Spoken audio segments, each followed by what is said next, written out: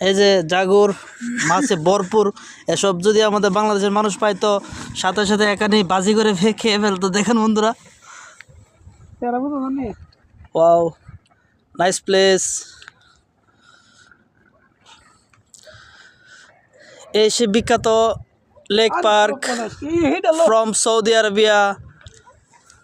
Guys, this is a nice place. দেখ, মনোরম পরিবেশ দেখেন বন্ধুরা।